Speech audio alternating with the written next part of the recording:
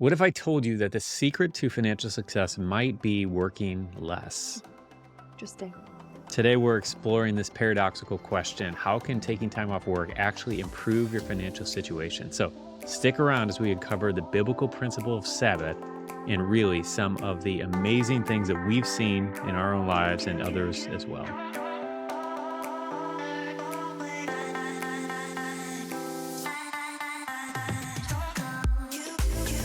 Hey, we are Bob and Linda Lotich, the authors of Simple Money, Rich Life, and you are listening to the SeedTime Money podcast. We are so glad you are here. And if you haven't heard, we're in the middle of a 40-week series where we're sharing our 40-week checklist of all the action steps, strategies, and biblical insights that we use to go from paycheck to paycheck living to reaching our biggest financial goal, giving away $1 million and living a life of true financial freedom. And we have much bigger financial goals in our hearts, but we are on our journey. And one of the things in this 40-week series and this 40-week checklist that I think a lot of people would be surprised to hear is this idea of Sabbath rest.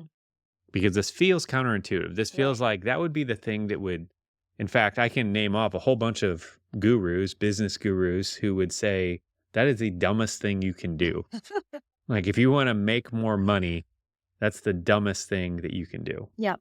But we disagree. We disagree. Actually, And we disagree because wholeheartedly disagree. God disagrees. And Well, and I think the thing that we need to share here is that there is some truth in that theory.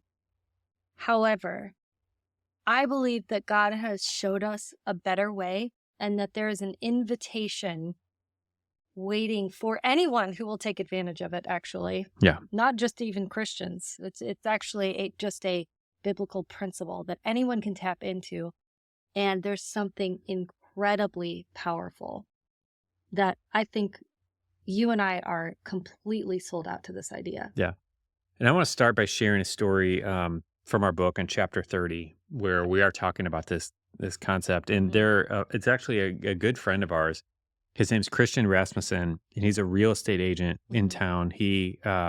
And so you go back in 2019, he's a real estate agent. He had just moved to town. Okay. So anybody who knows or understands real estate, it's like so much of it is a relational game. And, so you're brand new to town and you don't know anyone. It's pretty hard to get clients, right? Like that's an uphill battle. And so anyway, so his story was a fascinating one because it's easy. I would say for a business like ours, I think you could probably argue it's easier to take a Sabbath break each week. Right. Because it doesn't really matter. But what's interesting about Christian, he's a real estate agent. The day of his week. There's hours that are typical for that. Yeah. Yeah. Yeah. And so I'll just read you some of this. I think this is just so interesting. Okay. So in 2019, he's attempting to sell this particular house. This house had been listed for over 40 days, and he had held an open house every Saturday and Sunday. Okay. During that time, he did not get a single offer. So for 40 days, he's got this house listed and doing an open house every Saturday and Sunday. So what is that? Probably 12 different open houses. Okay. Over those 40 days, I'm guessing, something like that. And so he decided to attempt something that most would say is impossible. So he's praying, and he felt the Lord leading him to take Sunday as a Sabbath day each week. Okay? Now, again. Crazy thing to do. So for us, when I kind of started taking this seriously, and the Lord said, I want you to take Sunday off. And for us, we took Saturday.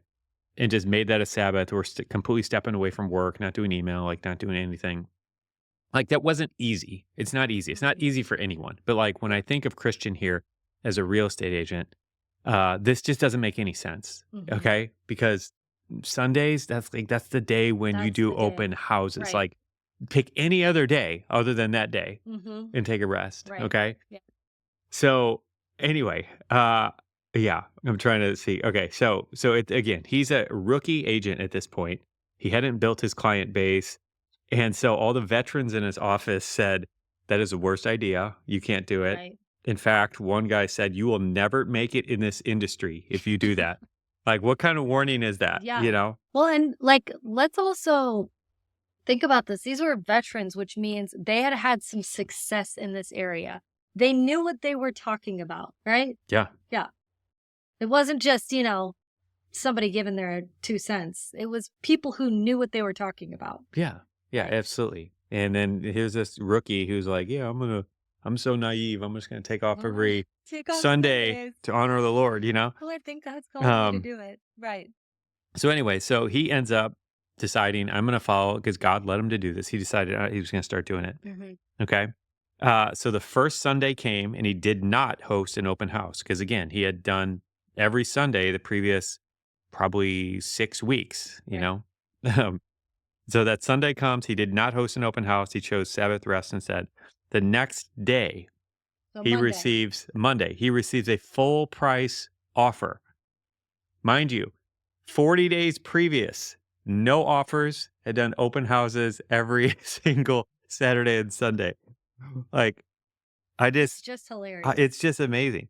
Okay. So then he continues to do this. He continues to do this. And all the veterans who are like, you're never going to make it, just watched his business take off. Boom, boom, boom. And over the next couple of years, he ended up hiring one person after another, after another. He's got a big old team. I think he's got a team of like 15 people now. Like he is one of probably the most successful real estate agent that I've ever met. Like his business has just exploded. Like and we've had like a front row seat to this whole thing and Right. gotten to watch God's faithfulness as he stepped out and boldly obeyed and rested. And it's just been amazing. It's been amazing to watch. It reminds me of Chick-fil-A. Yeah. Yeah. I cannot tell you how many times the kids ask, or we're on a road trip and we're like, oh yeah, let's go stop at Chick-fil-A. And then we're like, oh, it's Sunday. Like they are missing out on business. I know it. Yeah.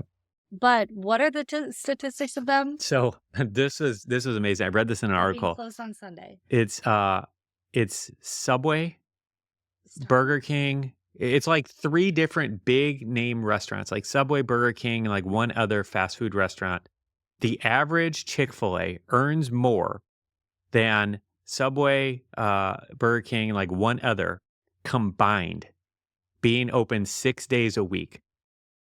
So if you think about it, you could own a Subway, a Burger King, and then one of these other ones be open for 7 days and still not earn as much as one single Chick-fil-A. Like, so it's just crazy. It is crazy. It doesn't make sense. And that's what's so beautiful about it. I love it so much. That's what's know. so beautiful about it. And so anyway, I'm saying all this to say that this has been part of our secret weapon.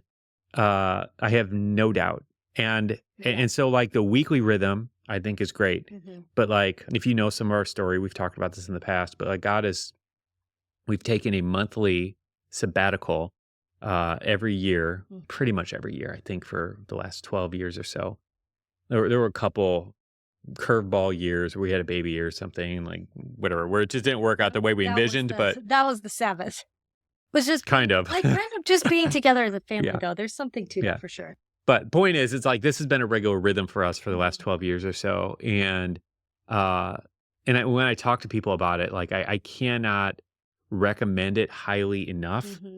And again, like it's easy to just dismiss this as, well, you own your own business and it's an online business, so you can do that. And it's like, yes, I get that, but trust me, it's not easy. Well, I would challenge you to ask any business owner if they take any days off. Yeah. Because that's what's so funny is people think that it's so easy for us, but almost every business owner I know really struggles with It's hard for everyone who runs a business to walk away, and for a lot of us just in normal day jobs, like it's just hard. It's just not easy. Like there's just no way around it. But I am 1,000% convinced that God honors it when we do because it's so hard. And we have watched him do that in our business. And we don't have, I think, quite the remarkable story that Christian does. But man, we have seen over and over again as we have continued to honor him with the rest, that he has blessed the work of our hands and opened up opportunities and doors and things that we could have never done in our own strength. Like he just brought them to the forefront. You have Yeah. something you're looking for there? Well, yeah. You keep talking for a minute. So, I'm gonna find what I'm looking for. she's digging around in the book that, like, I think deeply impacted both of us with all this And continues to. and continues to. Is a book called The Rest of God by Mark Buchanan. A fantastic book that I highly recommend reading. He's Yeah. one of the best writers I've ever read, and the book is just really, really great. And we both went through it multiple times Mhm. and highlighted tons of stuff. But anyway, my encouragement to you as you're listening to this would be to take a minute, even right now, and just ask the Lord, pause this thing, ask the Lord, what do you have anything for me here? What do you want me to do? Mm-hmm. What does this look like in my life and my situation? Because again, I this isn't something, because I came into the Sabbath thing just thinking, "Oh, that's a legalistic Old Testament thing. Like that's just not anything that I need today." And it's like, again, like so many of these Old Testament principles, of which I would put tithing in the same category, Yeah. like are things that, no, you don't have to do it. Like you don't have to do it. We're not under the law anymore. But man, there is still a benefit attached to that principle. Yeah. Like people were tithing before the law, they're tithing during the law, and people are still benefiting from tithing after the law. Right. So it's like, and it's the same way with Sabbath. It's like I don't rest on Sabbath because I think God's going to strike me dead if I don't. But man, we benefit from it, and Mhm. so there's a yeah, like it just makes sense. We've seen so much of the benefit, and that's why we continue it. Yeah. Okay. So let's see. There's a couple things I want to read here, but I'll read this one first because we've kind of talked about this. But it says, the tricky thing about Sabbath, though, is it's a form of rest unlike sleep. Sleep is so needed that, defied too long, our bodies will inevitably, even violently, force the issue. Sleep eventually waylays all fugitives. It catches you and has its way with you. But Sabbath won't do that. Resisted, it backs off. Spurned, it flees. It's easy to skirt or defy Sabbath, to manufacture cheap substitutes in its place, and to do all that initially without noticeable damage, and sometimes briefly with admirable results. Yep. That is what I want to I got pound on right so there. many comments. Go ahead. It's easy, in other words, to spend most of your life breaking Sabbath and never figure out that this is part of the reason why your work is unsatisfying, your Yep. friendships patchy, your leisure threadbare, and your vacations are exhausting. Yep. We simply haven't taken time. We haven't been still long enough, often enough, to know ourselves, our friends, and our family. Yeah. That's just one small section. Well, I want to touch on that vacation thing real quick because that's an Yes. important point. It took us a long time to realize this, but a vacation is not the same as a Sabbath break. They're very different things. And the way we realize this is by preparing for vacation after being overworked or really tired or whatever. It's like, oh, we're going on this vacation so we can feel refreshed or Right. whatever. And we would come back and feel like worse. Yes. And it's like, why are we feeling worse? Well, and I tell Sure, them about the sure. last vacation we took? Sure. We came back from this last vacation, and it was a good one. Like, this was one that it's like, this is a once-in-a-lifetime opportunity type of thing. And we came back, and we treated it as vacation instead of Sabbath, and we both looked at each other, and we were like, we'll never do that again. Because even though the deck was stacked in our favor, that this should be the best, most relaxing, amazing trip, we came home exhausted and felt like we were worse off. Yeah, I think. Which is crazy, but it was simply because we didn't take our time to Sabbath with the Lord. We tried to vacation and make ourselves happy instead. Yeah, it's a cheap substitute thing. There is no substitute. Jesus is the ultimate rest that we have the opportunity to tap into. Mhm. And anything, laying on the beach, getting massages, like it doesn't matter. Like 5-star Dates. restaurants, like none of that is going to yield that same deep, soul-fulfilling rest Mhm. that time with Jesus does. And so what happened, this has been my observation. I have a regular rhythm during my week of spending time with God. Like that's just part of my daily rhythm. But what I've noticed on most vacations that we go on, our whole rhythm gets disrupted Mm-hmm. to where I'm actually spending less time with the Lord and more time doing things. And not that there's anything wrong with going to the beach or going to nice Right. restaurants or whatever, like any of that stuff, doing vacation-y stuff. Like that's all fine. It's not about the stuff. It's about the posture of your heart. Yeah. And so for me, I realized my rhythm is getting broken. I'm spending less time with the Lord, which is why I'm coming back feeling less refreshed. Mm-hmm. And meanwhile, when we actually do a real Sabbath or sabbatical, what that looks like is much more intentional time each day, 4 to 6 hours, I would say, normally, of intentional time resting with the Lord. Mm-hmm. And it used to be all day, but now that we have kids, it's just a little, we're still trying to It's work that different. out. It's a very different thing when you have kids. Yes. Well, But small kids, when they get yeah, older, that's it'll true. be even different. But anyway, all that to say, there's just been such a clear distinction for us between a sabbatical time and a vacation Yeah. time. And I think like I would have initially thought, well, sabbatical, that just sounds so boring. You go hole up in a room and like just don't do anything. And it's not that. Like we still do stuff with the Mm-hmm. family. We still go out. We still go to the beach or whatever on a sabbatical. But the way we structure our day and our time is just very, very different. Yes. And so, the Bible says, "Come to me, all you who are weary and heavy laden, and I will give you rest." Yep. So So we have to if come to him. we believe the Bible, then the way to actually get rest is to go to him. I think this looks very different in different seasons.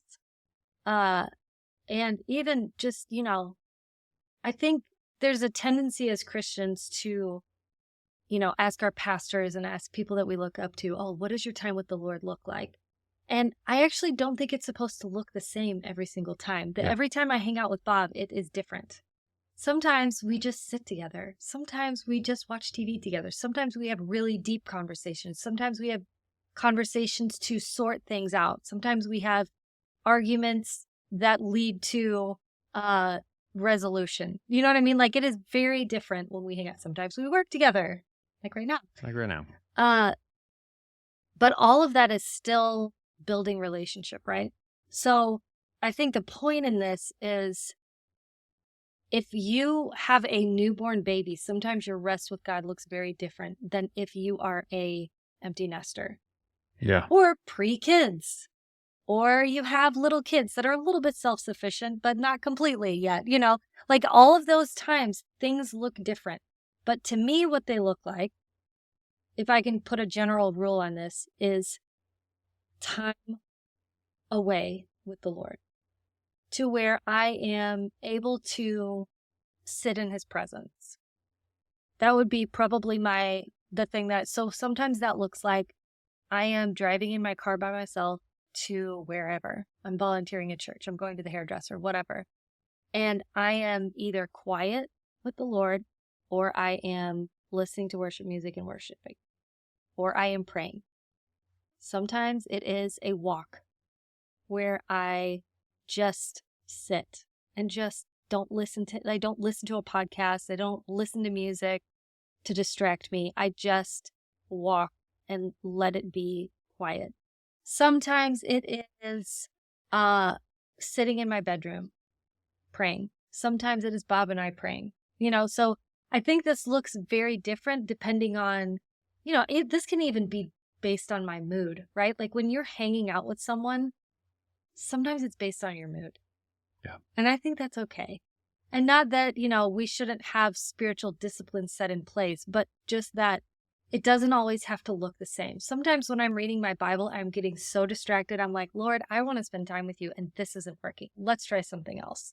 Yeah, So but at I the end of will the day, try something else. yeah, like let the discipline just be the fact that you're spending Yes. time together, regardless of Yes. how. Yes. And I like that. That Yes. feels really good to me. Yeah.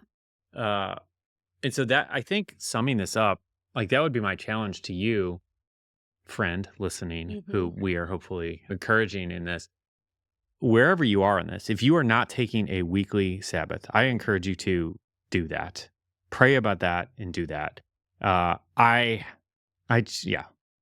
send me a message if that backfires. And if you do it and you're like, man, everything got worse once I started listening to Bob and taking a Sabbath. Like I just don't think it's going to happen. I just don't think it's possible, seriously. And you're going to, even if you're in a situation where it's like, it feels like I'm hanging on by a thread and I have to be working on Saturdays or Sundays or whatever day you're taking. I mean, I think you're just really going to see God show up if you decide to step out in faith with that. Because that is the thing about Sabbath, is it is an act of faith. Mm-hmm. And I think that's what Yeah. people don't realize. Like, Yeah. that's what it's always been for me. Like, there have been opportunities that have come in on my Sabbath day where it's like, if I would have responded to that email, then I could have gotten this thing and that would have happened. And I'll tell you what, every single time that's happened, where I've missed an opportunity, God has presented something even bigger on the other side of it. Yeah. He is not, that's just not in his nature that he's going to allow us to miss an opportunity because we're trying to honor him, Mm-hmm. like, and then not get us something better on the back end, you know? So yeah, I mean, I really highly encourage digging into the word about this topic. I highly encourage reading this book, The Rest of God by Mark Buchanan. We did a workshop one time and I even bought it for everybody who said they wanted it on the workshop because it has impacted our lives so much. It is something I go back to for reference. I've got like, you know, if you're watching on YouTube, you can see I've got all these like stickies in like sticking out of the pages to mark things that I want to go back to. The whole thing is just underlined and starred and And highlighted because this is stuff that I feel like I never was taught. I thought that Sabbath was sort of just, well, you should do this. And so there was always kind of a guilt thing left on me. And instead, now I see it as it is God drawing me in. And instead of it being things that I'm going to miss out on, it is now an invitation to see the things that I never saw before because I was looking at superficial things instead of looking at God. Yeah. And then the provision that comes alongside that, I really think there's something to this idea of people say that time is money. And if we are wanting to give everything we have to the Lord, right? If we're Christians and we're saying, God, all I have is yours, then can we give him our time as well? Yeah. And I think it's such an interesting idea of kind of tithing our time. I think that's such a wild idea of not striving for one day, which we're not supposed to strive at all, but not like, if I don't do it, no one's going to do it. Like, I have a tendency to feel that way. I think in my role as a mother and a wife, you know, if I don't do it, no one else is going to do it. And I have really been challenged by the thought of, can I lay this down for one day? Can I lay it down? Can I just say, I will do the laundry tomorrow? Can I just say, we will vacuum up the crumbs tomorrow? Can I do that? And it has really kicked my butt, you know, and this is a very different thing of, you know, how if it's like you're making income, can I do this with my income? Like, I think it's still the same principle. Can I lay this down for one day? It's an act of faith. It is just a bold act of faith. Yeah. And I want to read you just a couple more verses that we pulled up kind of about this. So Psalm 127:2 says, "In vain you rise early and stay up late, toiling for food to eat, for he grants sleep to those he loves." Yeah. Yeah, I love this. In Mark 6:31, it said, "Then because so many people were coming and going, they did not even have a chance to eat. He said to them, 'Come with me by yourselves to a quiet place and let's get some rest.'" So Jesus was resting as well. And then we read the other verse already that you mentioned, this Matthew 11:28, "Come to me, all you who are weary and burdened, and I will give you rest." And I love that verse. Yeah, and that scripture could have said a lot of different things on how to get rest, but it literally said, "Come to me." Yep. That's it. And, you know, I have been in the trap of thinking, well, if I can just get to the beach, if I can just get away for a few days, if I can just have a night in the hotel to myself, if I can just, you know, fill in the blank. I don't know what that is for you, but I have often thought other things would bring me rest. And then I end that thing. I get what I want. I end the thing and I don't feel any better. Yeah. This is the only thing that has solved that longing in my soul for rest. It's the only way I feel like I can get it. Yeah. And what's so beautiful about it, I was just watching some friends of ours as they were preparing for a season of pouring out. Does that make sense? So they're kind of like doing a mentorship type of thing where people are going to be living with them, and all they're going to be doing is pouring out to these people. And so they took a week off before, all these people arrived to be staying with them. And they're like, we're just going to take this as rest. And wouldn't you know, the enemy came at them with every single thing possible. They got sick so bad they had to call an ambulance, things like that, where it was just like one thing on top of another. And I don't know if you've ever had something like this happen to you, but the amazing thing about it is that in the midst of it, they started to worship God. They're like, we need a minute. So they started to worship God. While things are crazy, they just were like, they could have just gone to sleep. They probably thought, I need to sleep. Yeah. You know what I mean? But instead, they took that half an hour and just started worshiping God. And God's presence showed up, and in this beautiful way that restored and gave them the rest and the thing that they were wanting that whole time in this short half-hour time period that they were going to need in order to pour out and be mentors to these people. And it is just amazing how God is like, I just need a minute of your time and I can give you everything you need. Yep. And even sleep sometimes can't do that. There are times when I'm like, man, I feel like I should have had enough sleep, but I do not feel rested. But man, when God wakes me up in the middle of the night to pray and I spend that time with him, I find that I'm not really that tired the next morning. And it doesn't make any sense to me. Yep. But it's just God does things different than we realize.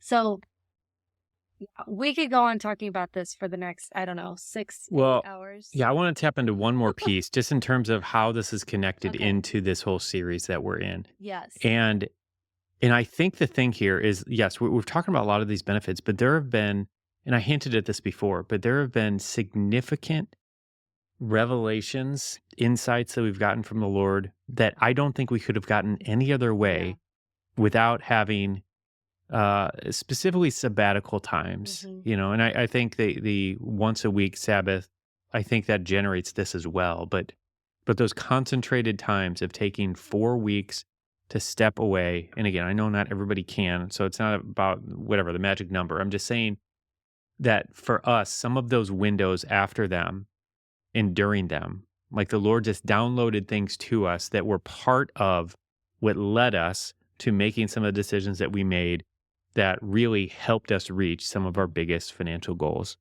Like he was in it all. Yeah. You know what I mean? And without it, I don't think we would have made it to really some of them. Well, and I can go back even to every sabbatical that we took and tie major things to them. Yeah. Like we can go back to that. Yeah. So anyway, so the challenge for today, for you, is if you're not taking a regular day per week, get it on your calendar. Try it for a month. Come back and tell me that's not working for you. Like, please. I don't think you will. Well, we can't guarantee anything. It's just that it's in the Bible. Yeah, it's just a rhythm and a pattern and bank on the Bible. Anyway, yeah. So that's the first thing. Second thing, if you haven't taken an extended sabbatical, even a week, 2 weeks, 4 weeks, whatever, if you haven't done that, I encourage you to really stop this thing as soon as this is over, pray and ask God for it. Okay? Yes. Because it doesn't matter in your own mind whether or not this is possible. Okay? Because he can do it. Yeah. It doesn't matter what your situation is. It is not too difficult for him to do it. But you need to ask him. Like if you're just going to decide for him and say, yeah, it's too big, you can't do it. Like then, okay, well, he probably isn't. But if you go to him and say, Lord, I really wouldn't do this. Like I think there's something here and I want to do it. Can you help me do it? I think you're going to be surprised. And we've heard so many stories of how God has opened up doors in people with jobs who it's like there's no way that you could ever do that. And we've watched him do it over and over and over again. So that would be my encouragement to you, because again, you are going to, it's just such an amazing and holy and special thing that I just think is going to radically change your life. So I'm going to leave it there. How about you pray, and then we'll wrap things up. All right. God, thank you so much for this invitation to rest, that we can put our trust in you, that you will take care of things that we think we are supposed to be taking care of, that we can put our trust in you, that you will take care of them, and that it's not all dependent on us. Thank you, God, for that invitation and that revelation. Lord, I just pray that as we do that, as we take steps of faith in this direction, that you would show yourself strong. Show us who you are. Show us your mighty strength. We pray that you would help us to let go so that you can take care of our financial situation, take care of the practical things that we need to do in our lives, take care of just every little concern that we have. I pray that as we let go, you would show us how strong you are to care for us in those areas. Yeah. In Jesus' name, amen. Amen. Amen. All right. Well, thanks for coming to hang out. We got a lot of stuff going on right now too. We're going to be shifting up the studio. So if you are one who is watching these on YouTube, things are going to be changing soon. We're going to do a whole makeover coming in the SeedTime studio. We also have some merch coming out real soon. We got a sneak peek. So we're going to have some of that coming out soon. So stay tuned, and we'll be giving you more details about that soon. But anyway, you're awesome. We appreciate you, value you, and thanks for being part of the community. And we'll see you next time. This is what Kesha had to say about our book, Simple Money, Rich Life. First and foremost, Simple Money, Rich Life. Y'all know that I've been reading this book, and hands down, I would go as far as saying this is probably one of the most monumental books in my life. And did you know that you can get a copy for free? You can get it on Amazon, but we so believe that the church needs this message that if you can cover shipping, we'd love to cover the cost of the book and send you a free copy. All you need to do is go to seedtime.com/free to get yours.